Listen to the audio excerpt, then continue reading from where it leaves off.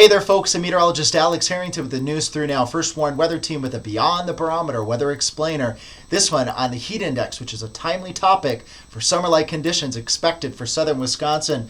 Our friends at the Climate Prediction Center are still looking at a slight risk for excessive heat across southern Wisconsin middle to later portion of next week. In the First Warned Weather Team, we're forecasting highs in the low to mid-90s. That's the actual air temperature. You add some moisture to that air and it could feel a lot warmer than that, and that's the feels like factor. It's really what the heat index is. It's a combination of the actual air temperature and the dew point. We have another Beyond the Barometer video out there about the dew point. Check that one out. But as the dew points climb, as you add more moisture to the air, you feel even hotter than the actual air temperature, because unlike the wind chill, if you think about the wintertime, your body's natural insulation, when you get those windy conditions in the winter, it blows that natural insulation away, and that allows your body's heat to escape to space, and it allows your skin to cool down, making you susceptible to frostbite. Now in the summertime, when you add all that moisture in the air, on a hot day, it's like having a warm, wet blanket around your body, and your body's heat cannot escape to space, and that's why you feel so warm and so uncomfortable. That dew point, when it really starts getting above 60, people crank those ACs often.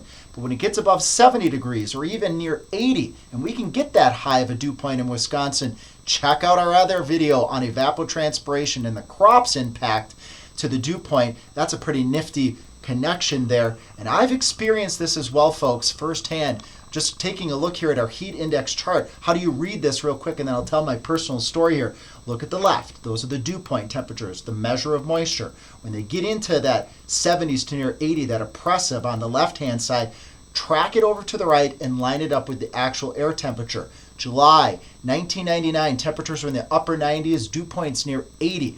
Not very common, but again, it could happen in southern Wisconsin. I grew up on a farm west of Madison. We were haying. We had to get the hay bales in because oftentimes after a heat wave, you got a cold front, and we were watching thunderstorms. So we had to get those hay bales in on an oppressively hot day.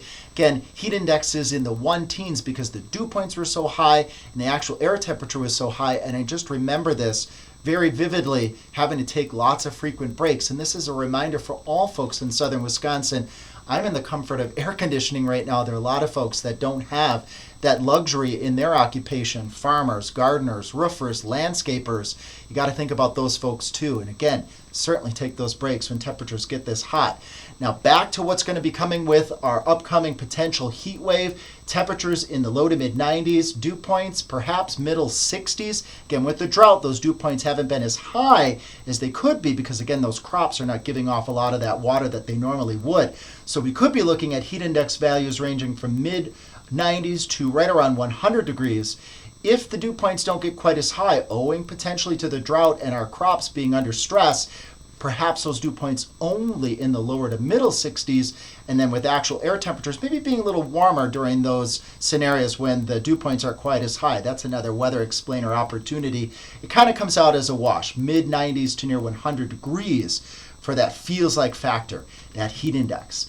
Thank you folks for listening. Of course, if you have any ideas and want to know anything about weather, you can always send those to us at tips@channel3000.com for another opportunity for a Beyond the Barometer Weather Explainer.